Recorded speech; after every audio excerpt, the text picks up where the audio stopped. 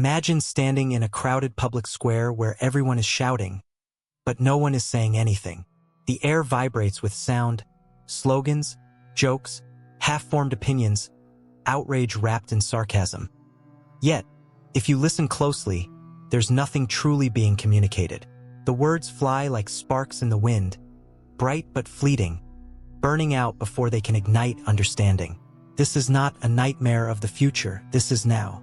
A time when humanity is connected by infinite voices, yet strangled by the absence of wisdom.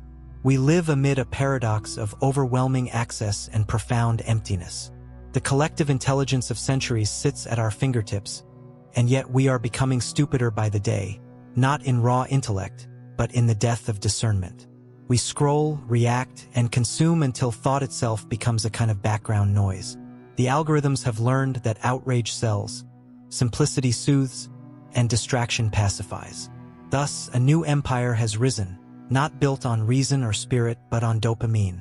Knowledge, once sacred, now bleeds out through the cracks of entertainment. A culture that once revered scholars, thinkers, and artists now celebrates influencers and provocateurs. What used to be the pursuit of truth has decayed into the performance of opinion. The marketplace of ideas has turned into a carnival of egos, and the loudest barkers draw the biggest crowds. The subtle, the nuanced, the difficult, these have no place in a culture addicted to immediacy. The ancient Greeks warned of this. Plato feared the day when rhetoric would triumph over reason, when the ability to persuade would matter more than the ability to think. That day has come. Only now, the sophist wears a designer brand, speaks in hashtags, and earns millions for selling not ideas, but illusions. We have confused information for knowledge and attention for awareness. The result is a civilization that mistakes stimulation for meaning. Scroll long enough and you begin to sense it, the flattening of the human mind. Complexity becomes exhausting, reflection feels like friction. The rhythm of consumption trains us to skip, swipe, move on. We forget how to dwell, to sit with discomfort, to wrestle with ambiguity. And without that struggle, wisdom dies quietly. The muscles of critical thought atrophy. The capacity for wonder withers. The tragedy is not that we lack intelligence. It's that intelligence no longer matters. The wise man speaks, but the algorithm buries him beneath the clamor of the crowd. The thinker becomes a relic, the philosopher a meme, the poet a content creator trying to stay relevant in the storm. This, perhaps, is the true face of mass idiocracy. Not ignorance by accident, but ignorance by design. And yet, beneath the noise, there is still a quiet ache, a subconscious longing for something real. You can feel it in the weariness that follows every dopamine hit, in the restless hunger that no amount of scrolling satisfies. We are drowning in the very abundance we created, starved amid the feast of information. The death of wisdom has not only made us foolish, it has made us hollow. In the words of Friedrich Nietzsche, the most perfidious way of harming a cause consists of defending it deliberately with faulty arguments. That is the age we live in, one where the defense of knowledge itself is corrupted by the ignorance of those who wield it. As the light of wisdom dims, a new question rises in the shadows. What happens to a civilization that forgets how to think? There was a time when human beings worshipped complexity, when mystery inspired awe, and difficulty was seen as a pathway to transcendence. Now we worship convenience. Our saints are those who make things easy, our gods those who make them fast. The modern faith is comfort, and its cathedral glows in every hand. The screen. Within it, the world is compressed into fragments we can digest without effort. 15 seconds of stimulation, 1 click of satisfaction, 0 resistance. We have not merely simplified the world, we have simplified ourselves. The mind once trained to navigate contradictions now recoils from nuance like it's poison. We crave clarity even where truth demands confusion. We label, categorize, flatten. Everything must be either good or evil, right or wrong, us or them. This binary comfort keeps the psyche safe from the burden of depth. It also erases the very conditions that make wisdom possible. Simplicity is not the enemy of truth until it becomes a religion. When every idea must fit into a tweet, every worldview into a slogan, complexity becomes suspect. People no longer ask, "Is this true?" but rather, "Does this make me feel safe?" The intellectual courage that once defined progress has been traded for emotional insulation. In the age of mass idiocracy, to be comforted is to be convinced. This is not just cultural laziness. It is a psychological retreat. The human brain evolved for efficiency. It seeks shortcuts, patterns, predictability. When exposed to constant overload, infinite information, endless novelty, it collapses into simplicity for survival. But that simplicity, unchecked, metastasizes into dogma. We begin to treat the familiar as the true, the easy as the wise. Comfort, once a refuge, becomes a trap. You can see it in every discourse now, from politics to philosophy, from science to art. The moment a thought grows complex, people abandon it. The thinker who dares to introduce ambiguity is accused of elitism, or worse, dishonesty. We have become allergic to subtlety, hostile to uncertainty. The marketplace of ideas now favors the emotionally soothing over the intellectually rigorous. In this economy, wisdom isn't profitable. This cult of simplicity has deeper costs than intellectual decay. It corrodes the soul. It trains us to fear difficulty in ideas, in relationships, in ourselves. We curate our lives to avoid discomfort, blocking out anyone or anything that disturbs our sense of certainty. We become prisoners of our preferences, trapped in echo chambers that reflect back only what we already believe. The result is a kind of mass infantilization. Adults who demand truth to be easy, beauty to be obvious, and meaning to be instant. The ancients would find this condition tragic. For them, the pursuit of wisdom was inseparable from struggle. To know was to suffer, to understand was to confront the abyss. The great mystics, philosophers, and poets all warned that enlightenment is not found in comfort but in confrontation. Yet, modern man, cushioned by convenience, has forgotten that growth is impossible without friction. The more we sanitize the world of its rough edges, the duller our perception becomes. The spirit that once burned with curiosity now flickers in the dim light of certainty. Our lives are simpler, yes, but only because we've stripped them of their richness. We live in the illusion of clarity, blind to the fact that the world has not grown simpler, only our minds have. As Soren Kierkegaard wrote, people demand freedom of speech as a compensation for the freedom of thought which they seldom use. In our age, the freedom of thought has been traded for the comfort of simplicity. And with that exchange, the very essence of human depth begins to fade. But this decay of complexity leads to a darker consequence. Not merely ignorance, but manipulation. For when people no longer think deeply, they become easy to control. And so the next question rises, sharp and inevitable. Who profits from a world where minds are asleep? Power has always depended on perception. Kings once ruled by divine decree, dictators by fear, and empires by conquest. But in our time, domination requires none of these. Control is achieved not by swords or laws, but by shaping the thoughts that people believe are their own. The age of mass idiocracy is not an accident. It is an architecture, a deliberate design built on the manipulation of human attention. Somewhere between our glowing screens and our desperate need for connection, a new priesthood emerged, the algorithmic elite. They do not preach sermons. They engineer behavior. Their temples are data centers, their scriptures written in code. They understand something we forgot, that whoever controls attention controls reality. And so they built a machine not to enlighten humanity, but to addict it. Every click, every scroll, every hesitation is recorded, interpreted, weaponized. The machine learns what outrages you, what amuses you, what keeps you watching just a few seconds longer. It feeds you not truth, but emotional bait, fragments designed to provoke, not inform. Over time, the human mind bends toward predictability. It becomes programmable, and the architect smiles, knowing that true power no longer requires censorship, only distraction. This is the new tyranny, not of oppression, but of indulgence. People believe they are free because they can choose between infinite options. Yet each choice has already been mapped, each desire pre-anticipated. Freedom, once the art of choosing wisely, has been reduced to the illusion of endless selection. The cage is invisible, and therefore no one tries to escape. Those who benefit from this idiocracy understand its genius.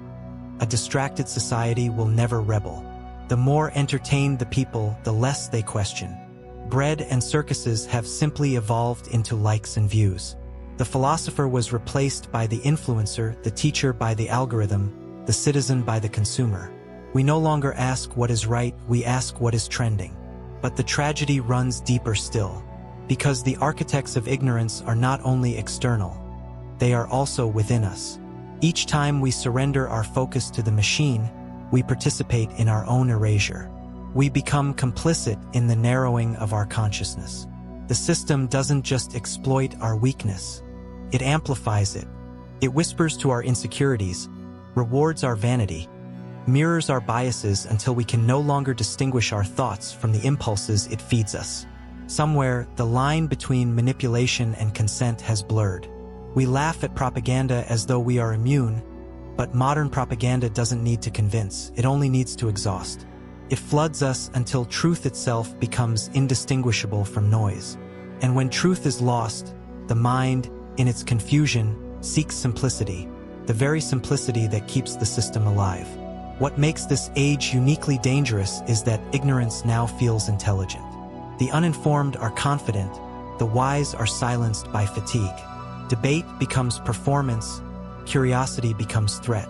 We have created a society where conviction outruns comprehension, and those who control the narrative need only sit back and watch the spectacle. In times of universal deceit, telling the truth becomes a revolutionary act, wrote George Orwell. But the deeper tragedy is this: few want to hear the truth anymore. Truth requires effort, and effort disturbs comfort. The masses no longer fear being deceived, they fear being bored. Thus, the architects of ignorance have discovered the perfect formula. Give people everything they desire, and they will forget to desire freedom. Give them constant noise, and they will forget the sound of their own mind. Yet, amid this quiet conquest, a question flickers like a dying candle. If our minds can be programmed, can they also be reclaimed? Or has the machine already learned too much about the weaknesses of our humanity? Once, wisdom lived in silence. It grew in the pauses between thoughts, in the quiet moments of reflection that allowed truth to whisper through the noise.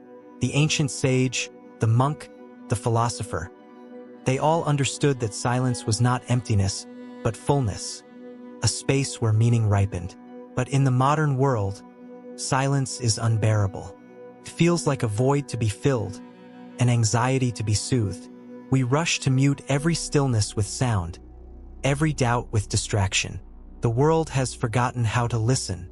The death of wisdom did not happen in a single act. It was a gradual suffocation. As society accelerated, contemplation became a liability. The one who stops to think is left behind. Slowness, once the companion of insight, now feels like failure. Every second must be productive, every pause optimized. Even meditation, once a rebellion against noise, has been commercialized into another form of consumption. Mindfulness is now an app. Its purpose not enlightenment but efficiency. We no longer meditate to awaken. We meditate to perform better at work. The sage of the past lived in exile, not necessarily from society, but from its illusions. They spoke rarely, and when they did, their words carried the weight of silence behind them. Now everyone speaks constantly. The value of words has been inflated into worthlessness. When all voices shout at once, truth becomes indistinguishable from static. The sage is still among us, but no one hears them over the din. Modern culture rewards immediacy, not insight. The wise voice hesitates before speaking. The ignorant voice broadcasts instantly. Thought requires delay, and delay feels like death in an age addicted to reaction. Thus, the thoughtful disappear not through persecution but through irrelevance.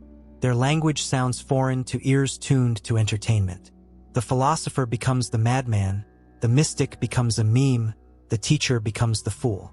It is easy to blame technology, but the deeper disease lies within us. The hunger for constant validation, the fear of solitude, the inability to be still. These are not imposed upon us. They are symptoms of our own spiritual poverty.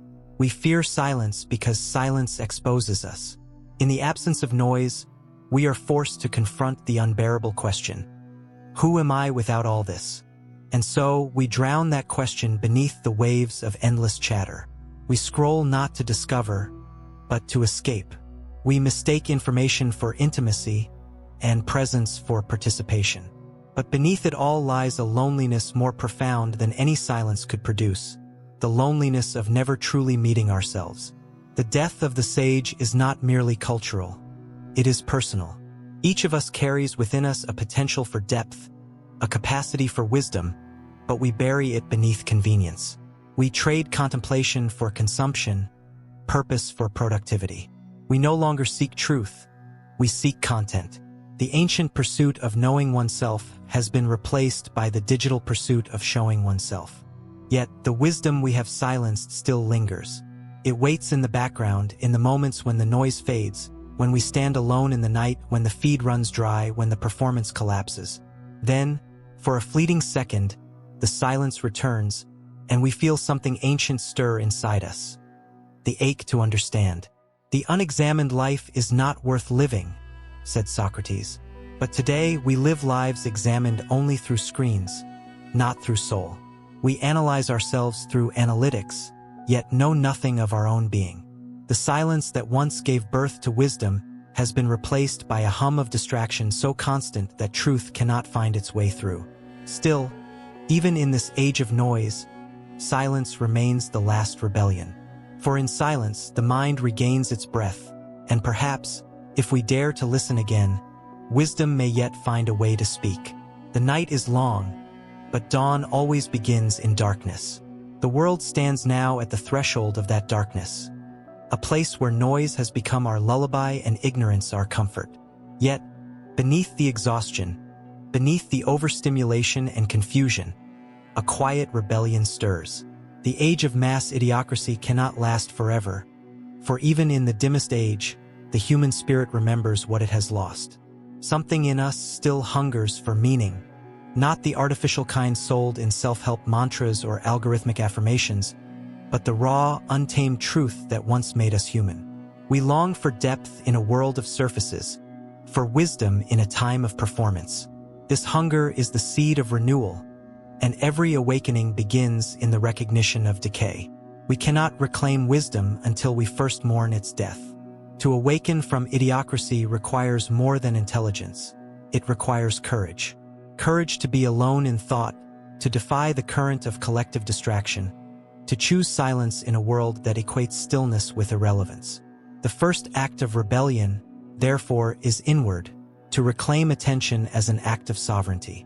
Every moment we refuse to surrender our awareness to the machine, every time we choose contemplation over consumption, we reclaim a piece of our stolen humanity. The true enemy of wisdom has never been ignorance. It has been apathy. Ignorance can be cured with learning. Apathy resists even revelation. The architects of the modern mind thrive on our indifference, for a passive soul is easier to rule than a questioning one. But apathy is not inevitable. The mind, when deprived of depth for too long, begins to crave it like oxygen. And once that craving awakens, no algorithm can contain it. We must learn again to ask dangerous questions, the kind that unsettle comfort and pierce illusion. Questions not of what should I think, but how do I know? Not what is popular, but what is true. Philosophy must return not as a discipline but as a lifeline, a rebellion of thought against the tyranny of triviality. To think deeply in our time is a radical act, and yet thought alone is not enough. Wisdom is not the mere accumulation of insight. It is the fusion of understanding with compassion. The sage did not seek knowledge to appear superior, but to live rightly. We have confused being informed with being wise, but information without virtue only multiplies confusion. To heal the world, we must rediscover the moral dimension of intelligence, the capacity to align thought with empathy, truth with love. There will be resistance. The forces of distraction are powerful, and they will mock reflection as pretentious, silence as weakness, humility as irrelevance. But wisdom has always been born in exile, nurtured by those willing to be misunderstood.